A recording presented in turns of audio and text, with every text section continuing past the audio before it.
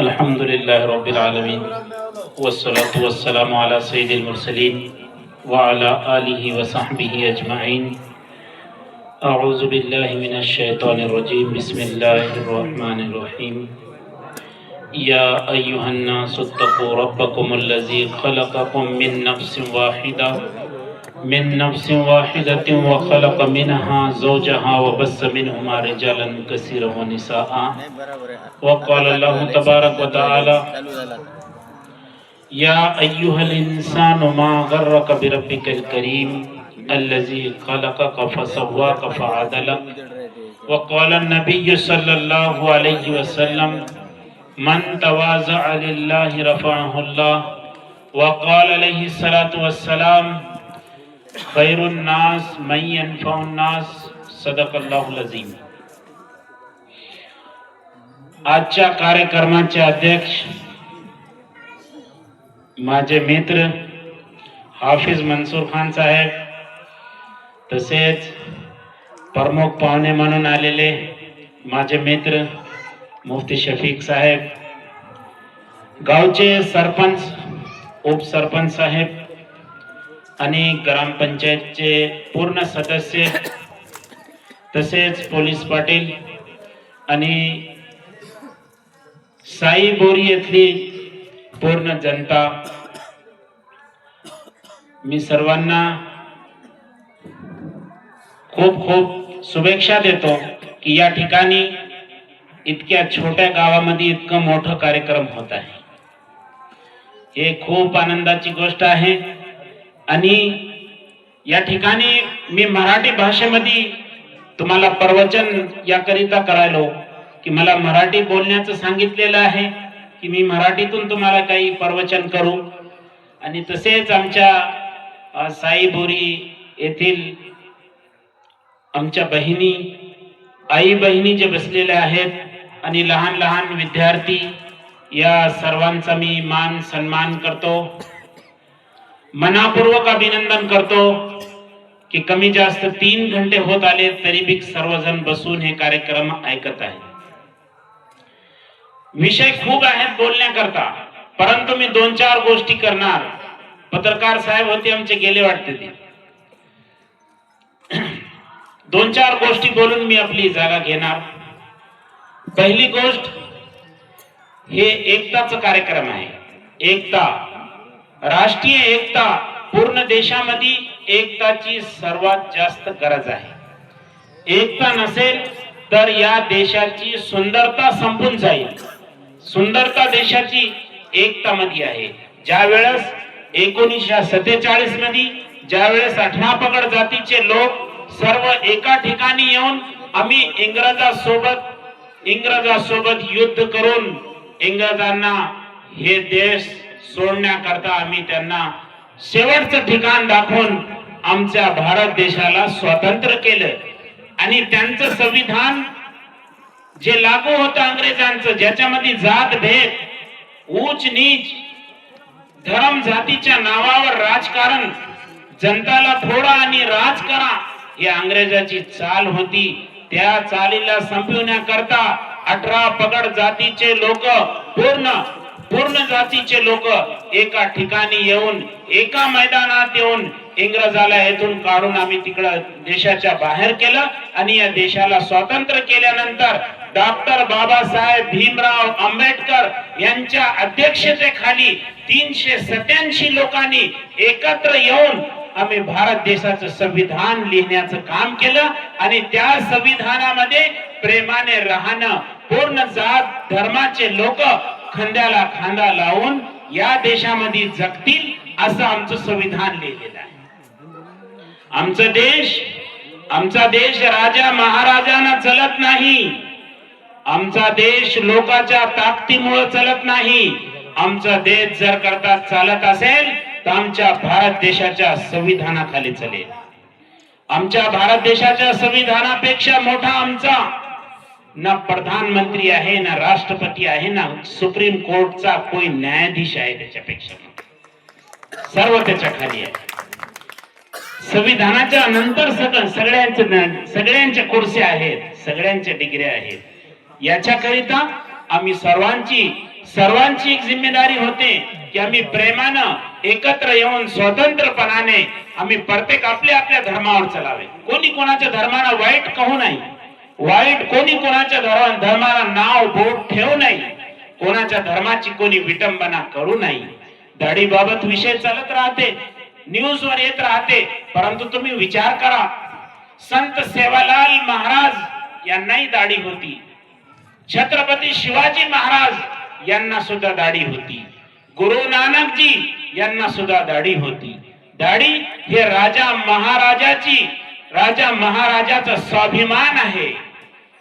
हे एका माणसाची डेअरिंग म्हणून जगण्याकरता दाढी एक निशाणी आहे. आणि ज्याच्या त्याच्या धर्मानुसार चालणार हे एक आपल्या आपल्या धर्मानुसार करायचे काम आहेत.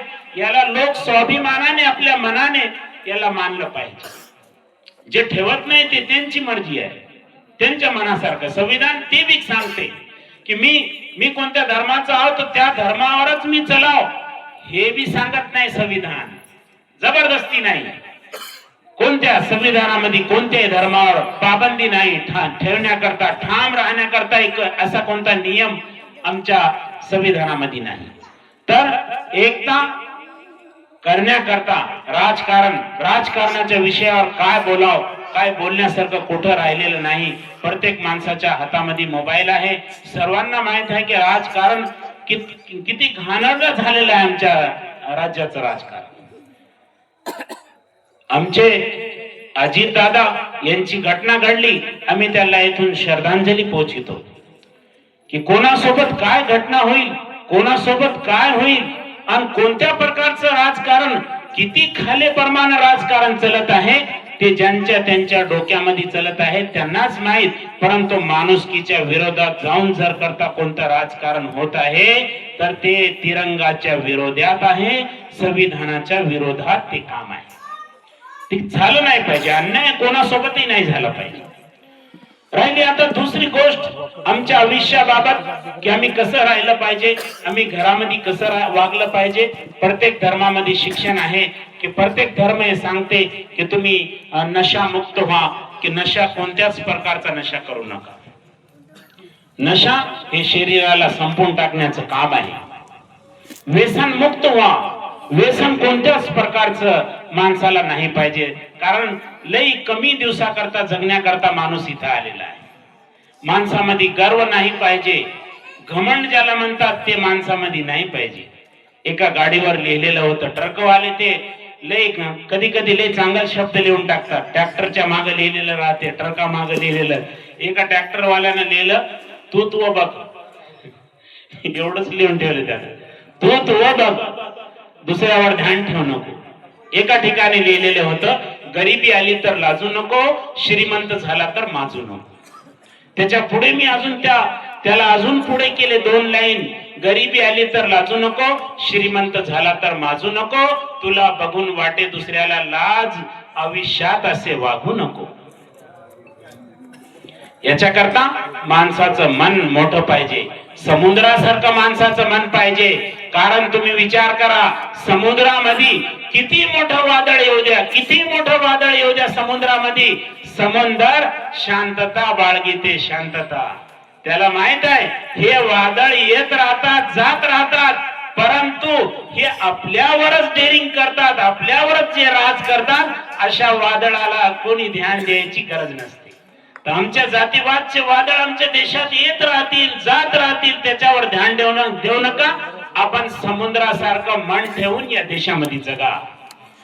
आपल्याकडून जे होऊ शकते तिरंग्याचं नाव मोठं करा, आपल्या देशाचं नाव मोठं करा. लोकांसोबत प्रेमानं राहा, प्रेमानं राहणं, लोकांसोबत चांगलं राहणं हेच आमच्या सोबत येणार आहे.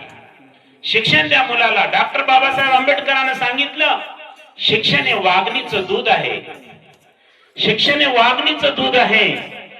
जे पिईल त्याच्यामध्ये वाघासारखी शक्ती येईल, वाघासारखं जगण्याचं त्याच्यामध्ये ढंग येईल, त्याच्यामध्ये अंदाज येईल.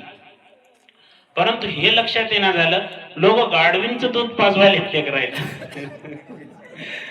तर कुठं जावं, ते 200 रुपयाला इतकंच आलं, अर्ध झाकण. त्याच्यामध्ये हे होते, ते होते, ते होते, काय काय कोण काय चर्चा केला ते काही लक्षात येणं झालं. वाघणीचं दूध पिण्यापेक्षा गाढवींचं दूध प्यायले ते आमच्या कामाच नाही. गाढवींचं दूध पिशाल तर मग तर अवघड होईल पुढे पुढे चालेल. डॉक्टर बाबासाहेब आंबेडकरांनी जे सांगितलं त्याच्या विरोधात काम चाललं. मग ते काही लोक म्हणतात की आम्ही आमच्या देशाला सोन्याची चिमणी करूया. चिमणीवर डोकं कामून ठेवलं तुम्ही.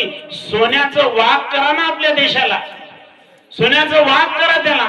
चिमणीच करतो म्हणाले अजून. अरे चिमणीहूनही लहान झाला देश या जातीवादी लोकांमुळं, या मनुवाद्यामुळं. देशामध्ये पूर्ण एक दुसऱ्याला बघण्याचा, एक दुसऱ्यासोबत वागण्याचा, एक दुसऱ्यासोबत राहण्याचा सर्वांचा जे ते अंदाज बदललेला आहे. सर्वांची विचारधारा बदलल्यासारखी आहे. परंतु एकत्र येण्याकरता आम्हाला प्रयत्न करना लागतो. अल्लाह के रसूल सल्लल्लाहु अलैहि वसल्लम से कहा कि अल्लाह के नबी, मैं कारोबार करता हूं, कारोबार में बरकत नहीं है. कारोबार में बरकत नहीं है. घर में झगड़े होते रहते हैं, घर में बहस होते रहती है, शोहर बीवी में इत्तेफाक नहीं रहता है. घर में जितने लोग हैं एक दूसरे के राय पे राजी नहीं रहते, तो हम क्या करना. इसके लिए इलाज क्या है. कारोबार भी अच्छा चले, घर में भी अच्छे से रहे, दिल को भी सुकून रहे, बेहतरीन जिंदगी गुजरे, तो हम क्या करना. अल्लाह के रसूल सल्लल्लाहु अलैहि वसल्लम ने फरमाया, वला तग़ज़िब, गुस्सा मत कर, राग करू नको. संदेश दिले प्रेषित मोहम्मद सल्लल्लाहु अलैहि वसल्लम ने की तुम्ही रागात राहू नका. रागामध्ये राहायचं नाही. घेण्या देण्याचं उगाच राग करायले. रागामध्ये जे व्यापारी राहते ते त्या दुकानाचा सेठ काही दिवस राहते, नंतर त्याच दुकानामध्ये त्याला नौकर राहणं लागते. टेन्शन सर्किट माणूस कोणाच आहे ना. छोट्या मोठ्या गोष्टीवर भांडणच करायचे जाते. छाती असतील तारणच राहते ते आपले. चला आता भांडणच करायचं, ही कामाची गोष्ट नाही. सर्किट माणसं आहे ना आपल्या परापटीची वाट लावून टाकली त्यांनी. सर्किट माणसाच्या घरामध्ये आता ते घर फोडून टाकले त्यानं. त्याला विचारा तुमचा मुलगा कुठं आहे, तुमचा शेजारी कोण. शेजारी लहानगा मुलगा, दुसरीकडला शेजारी मोठा मुलगा, हे एकटाच बॉस घरी राहायला. मुलाला काढून टाकलं घरातून. असं करू नका. घरामधली वागणूक थोडस टेन्शन नाही, थोडं कव्हर करायचं. हे डोकं शांत राहील. शांत डोकं राहिल्यावर निर्णय चुकीचा घेत नाही माणूस. डोकं शांत राहिल्यावर चुकीचा निर्णय माणूस घेऊ शकत नाही. जे निर्णय घेते शांत डोक्यानं, ते रागामध्ये राहून ते निर्णय घेऊ शकत नाही माणूस. आणि जे माणूस रागीट राहते त्याच्या सोबत जनता जोडत नाही. त्याला एकट्याला आपल्या खुर्चीवर नाही तर एखाद्या दगडावर जाऊन बसणं लागते. गावामध्ये त्याला कोणी विचारणार. त्याच्याकरता टेंशन कमी. वला तग़ज़िब, गुस्सा मत करो, टेंशन में मत रहो, तो सुकून मिलेगा जिंदगी. दूसरे के इस पे चलो मत. किसी को मिला तो उसके नसीब से मिला. कोणाची प्रगती बघून त्याच्यावर आपलं मन लहान करू नका. त्याच्या नशिबाने त्याची प्रगती आहे, आपल्या नशिबाने आपली प्रगती राहील. जेव्हापासून मी प्रगतीचे प्रयत्न केले, मित्र कमी शत्रू जास्त झाले. माणूस प्रगती केली आणि अशा छोट्या गावामध्ये कोणी प्रगती केली, थोडंफार काय बांधून काढलं, एखादी गाडी घेतली की त्याला काय म्हणतात, याला भेटलेलं आहे म्हणतात. अरे त्याचं काय रे म्हणले, त्याला लई भेटलेलं आहे माल म्हणले. आणि प्रत्येक गावामध्ये एखादी टोळी राहते खड्डे खोदणारी. ते खड्डे खोदतात. जुनं घर राहिलं नाही येत आहे, त्याच्यामध्ये 7 रांजणं आहात, त्याच्यावर 7 महाराज बसतेत म्हणतात. त्या महाराजाला कुठं जागा भेटलीच नाही बाबा, त्या सोन्याच्या रांजणावरच जाऊन बसले. आता मात्र हुशार झाली जनता, हुशार झाली. 7 रांजणं कोणीच म्हणणं झालं. आता काय म्हणाले, छोटीशी कळशी आहे म्हणाले. कारण की इंटरनेटचं आहे ना, हे वेळ इंटरनेटचे, छोटस माल आहे, थोडं माल आहे. काही म्हणतात लोक की पायाळूला दिसते, जे पायाळू राहते त्याला दिसते म्हणे. चष्मा राहत आहे, याच्यामध्ये एक चष्मा राहते. हे लिहिलेला चष्मा नाही, ते अलग चष्मा राहते. ते आणि त्याचे चष्मा किती लोकांना गिळते त्याचा काय अंदाजच नसते. फोन गेले की आम्ही 10,000 टाक, 5,000 टाक, 2,000 टाक. मी दाखवतो 100% आहे. आता 100% संपून टाकलं लोकांना, 1000% म्हणाले आहे म्हणले. ते काय 1000% आहे म्हणे त्याचा. काही लोक म्हणतात विचारधारा. मी तुम्हाला एक साध्या अंदाज मध्ये मोठी गोष्ट सांगून चाललो. काही म्हणतात की पायाळू लोकांना दिसते म्हणा. मला म्हणाले की एक माणूस आहे पायाळू आहे, त्याला पूर्ण जमिनीच्या खालचं दिसते म्हणले. अरे बाबा म्हणलो तेच उलट जन्मलं, त्याला काय दिसायचं आहे? ते जगामध्ये उलट आलं, त्याला काय दिसत जमिनीच्या खालचं दिसणार. ते कोणाला दिसणार? ज्याच्या नशिबात राहते त्याला भेटते. ते भेटते. मला माहित आहे याचा कोणाला भेटलेलं आहे. सगळ्याची नाव आता माझ्याकडे. भेटलेलं म्हणल्यावर मेहनत करून भेटलेलं, असं नाही ते खड्डा खोदून नाही, मेहनतीने भेटलेलं. नाहीतर तुम्ही म्हणशाल की याला सगळं माहित आहे, तर मग धरून मला विचारशाल. मलाही दाखवायचं सोपं आहे. जे मोठे मोठे घर आहेत त्याच्याकडे हे माहित नाही की त्यानं कसं कमवलं, काय करते, किती प्रयत्न करतात, रात्रंदिवस किती पळत राहतात, त्याच्यावर ध्यान देणार लोक. थोडंफार झाले की ते तरी सोपं आहे, लोकांच्या मनाला शांती भेटते, भेटलेलं आहे म्हणून. आपण हे म्हणायचं नाही भेटलं म्हणून, आपण हसायचं फक्त. अजून त्याचं टेन्शन वाढतं त्याच्यावर. तर माझं म्हणणं हेच आहे की आपले विचारधारा नीट करा, आपले विचार स्वच्छ ठेवा, मन स्वच्छ ठेवा, मन स्वच्छ अभियान चालवा की ज्याचं मन स्वच्छ राहील ते घर सर्वात बेस्ट राहील. वला तकसीब. मी एक संदेश प्रेषित मोहम्मद सल्लल्लाहु अलैहि वसल्लम तुम्हाला सांगतो की त्यांचं म्हणणं हे होतं की वला तकसीब, राग करू नका, गोष्टीवर रागात येऊ नका. आता आमच्या मोठ्या माणसाची चूक काय झालं हे भी सांगतो मी तुम्हाला. हमारे बड़े आदमी क्या कर रहे गलती ये भी मैं बताता हूं आपको, और छोटे क्या गलती कर रहे ये भी बताता हूं मैं आपको 2 मिनिट के अंदर. आमच्या मोठ्या माणसाची चुकी हे व्हायली की आपले जे मोठे मुलं राहतात घरी, मुलगा आहे मोठा, त्याची पत्नी आहे, आपल्या मुलाला विचारणार ते, मग कोणाला विचारतात? आपल्या जावायला विचारतात. म्हणून आमचं पोरग क्रॉसिंग होते. मग हम क्या कर रहे हैं, अपने बेटे को गिन रहे नहीं, जवाई को सिर पे बिठा दे रहे. तो जाहिर सी बात है उन्हें देख रहा है और मैं पूरा इनका काम कर रहा हूँ, घर में इन्हें बीमार हो गए तो लेके भाग रहा हूँ, खिदमत कर रहा हूँ, सब कर रहा हूँ, और कुछ भी रहा कि जवाई कुछ फोन लगा रहे बोले ना, जवाई कुछ फोन लगा रहे, उसको लगा रहे. अब जवाई भी इतनी सर्किट जात रहती जवाई की भी, उन्हें टेढ़े चलते, उनको सिर पे भी बिठाए थे. इन्हों लगाते फोन इधर से, जवाई बाबू एक प्लाट है कब्रिस्तान के बाजू में, लेना कि कैसा करना. उन्हें इतना गए वाला है, उन्हें बोलता कब्रिस्तान के पास का मत लो, अब अंदर ले लो बोलता. तुम्हारी किरकिरी ज्यादा होगी बोलता. शमशान भूमीच्या मध्येच घ्या म्हणते, ते बाजूचा प्लॉटच नका आता. कारण की त्या या दोघांमध्ये झालेली गडबड ले रहा. तो हम क्या गलती कर रहे हैं, अपने बेटों को गिन रहे नहीं, जवाई को सिर पे बिठा रहे. ये बड़ों की बड़ी गलती है, और ये झगड़ा गांव में बोल नहीं सकते, और किसी सरपंच के सामने नहीं बिठा सकते, 4 लोगों में नहीं बोल सकते. ये अंदर की बात रहती, उन्हें भी शर्म के मारे नहीं बोलता. लेकिन इससे ज्यादा अंगार लगे वाली है, इस अंगार को बुझा दो. हे संपून टाका, हे इस्तू विझवून टाका. जावायला डोसक्याला बसवायचं नाही, डोसक्यावर जेवढं त्याला द्यायचं आहे मान सन्मान तेवढंच द्यायचं. आणि जे आपला मुलगा आहे ते आपलं रक्त आहे. ध्यान ठेवा, जे आपला मुलगा आहे ते आपला रक्त आहे. त्याला खेटर मारा, दुसऱ्या दिवशी बाबाच म्हणणार आपल्याला. त्याला काही म्हणा, तुमच्या सोबत काही हो द्या, त्याच्यानंतर त्याच्या मनात दुःखच होईल. याच्याकरता जितके माझे आवाज ऐकाले, जोपर्यंत माझी आवाज चालली, सर्वांना मी हे आज येथून साई बोरी येथून हे संदेश देऊन जातो की ज्याचा त्याला मान सन्मान द्या. आई वडिलांचा आम्ही काय करायलो, गाडीवर ट्रॅक्टरवर आई वडिलांचा आशीर्वाद, गाडीवर आई वडिलांचा आशीर्वाद लिहिलेला आहे. त्या गाडीमध्ये कधीच आई वडिलाला बसवणार. ते म्हणले की बाबा मला पुसतला जायचं रे, लई डोसकं दुखायलं, ऑटो करून द्यायचं त्याला. घरापुढे लिहिलेली गाडी आहे, मोठी गाडी, आई वडिलांचा आशीर्वाद, त्याच्यात बसवून.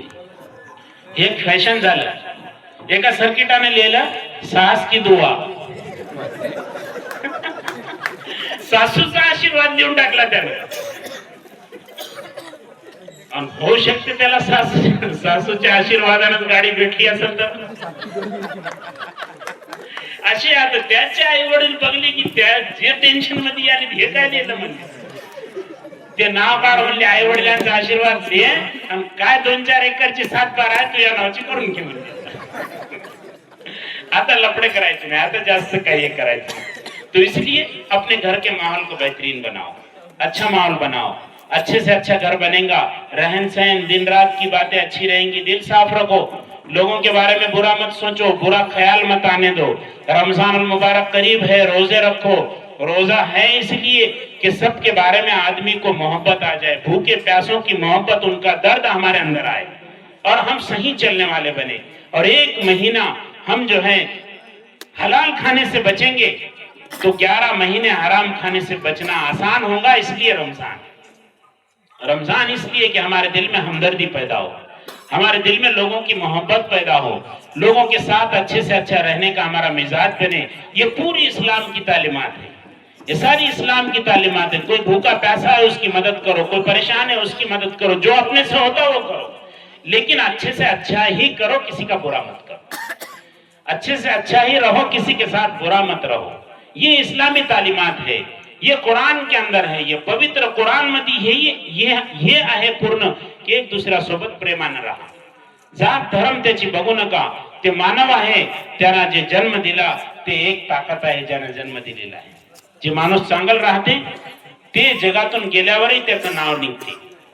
एक शायर ने कहा था, इधर शमशान थे तो उधर बियाबान थे, इधर शमशान थे तो उधर बियाबान थे, मैं चल रहा था रास्ते से तो पैर में आई हड्डी, हड्डी के भी क्या बयान थे, जरा संभल के चल नादां, हम भी कभी इंसान थे.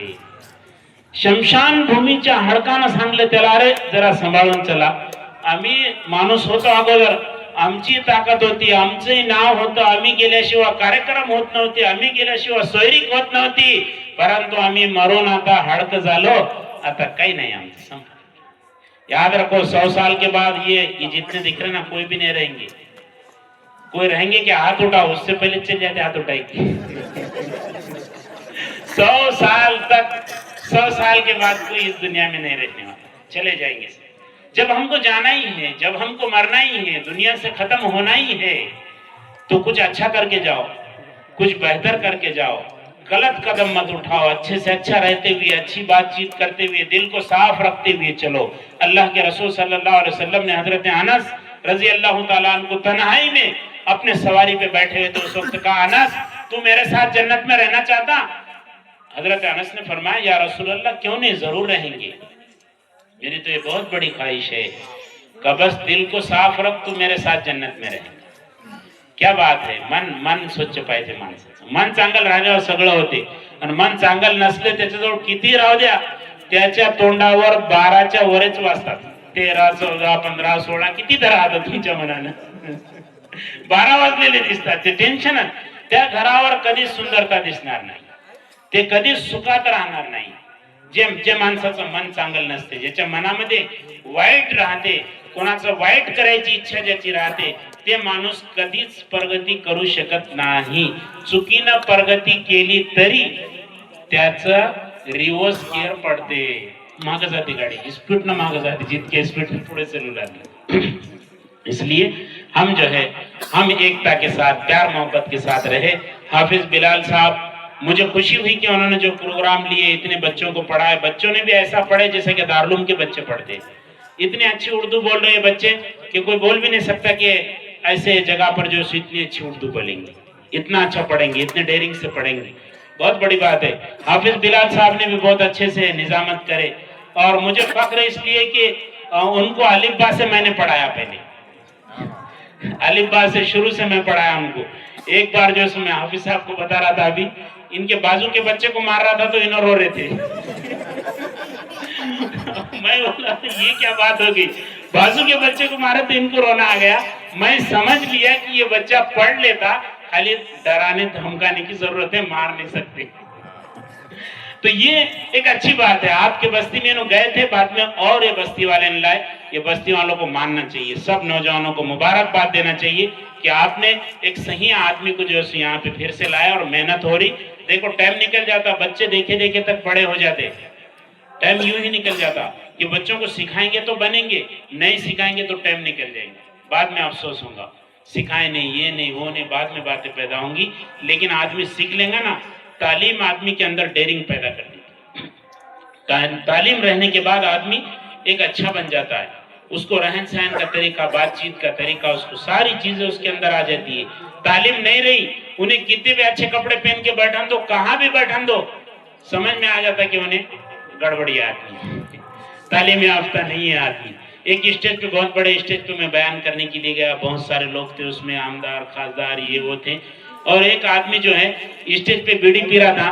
बाद में मैं उसको पूछा, शिक्षण किती झालं आपलं? 4थी मध्ये नापास झालो म्हणलं। मग बरोबर आहे, ते शिक्षणाप्रमाणे तेवढ्या मोठ्या स्टेजवरती बिड्या ओढू लागले। काय करता, ते माणसाची वागणूक दाखवते की त्याचं शिक्षण किती झालं, ते किती शिकलेलं आहे हे बघूनच याच्याकरता सांगितलेलं आहे, मोळी विका पण शिक्षण शिका, लाकडं विका पण शिक्षण शिका, एका वेळेस जेवण कमी करा परंतु शिक्षण शिका, शिक्षणाशिवाय काही होणार नाही। जर करता शिक्षण नसलं तर माणूस मग फेल होईल। आज तरी चलायला, कोणाचंही चलायला, कसंही चलायला, परंतु याच्या पुढे चालणार नाही बिन शिक्षणाचं, बिना शिक्षणाचं काही चालणार नाही याच्या पुढे। इसलिए हम जो है सो तालीम पर जोर दे, तालीम को अहम समझे हर एक के लिए। और इस एतबार से और भी मुफ्ती शफीक साहब भी इंशाल्लाह, उनका भी बयान होगा, और भी प्रोग्राम चलेगा, शायद और भी खाना खाने के भी लोग हैं। मैं सबको मुबारकबाद देता हूँ और सबके लिए दुआओं की दरखास्त है कि रमजान करीब है, रमजान को अच्छे से गुजारो। सबको इसका संदेश, इसका पैगाम जाना चाहिए कि रमजान किस तरीके से गुजारे जाते हैं। अपन अच्छे रहो, बाकी कुछ करने की जरूरत नहीं, किसके खिलाफ जाने की जरूरत नहीं, किसके विरोध में जाने की जरूरत नहीं। अपन अच्छे बन जाओ, अपनी ताकत ऊपर वाला है, अपनी जिंदगी चलाने वाला अल्लाह है। इसके ऊपर, उसके ऊपर नजर रखने से ना कोई हमारा नुकसान कर सकता है, ना कोई हमको नफा पहुंचा सकता है। जब तक के ऊपर से फैसला ना हो, जब तक के तकदीर का फैसला ना हो, जब तक हमारा ना कोई बिगाड़ सकता है ना सुधार सकता है। मैं आखिरी एक शेर के साथ अपनी बात मुकम्मल कर देता हूं।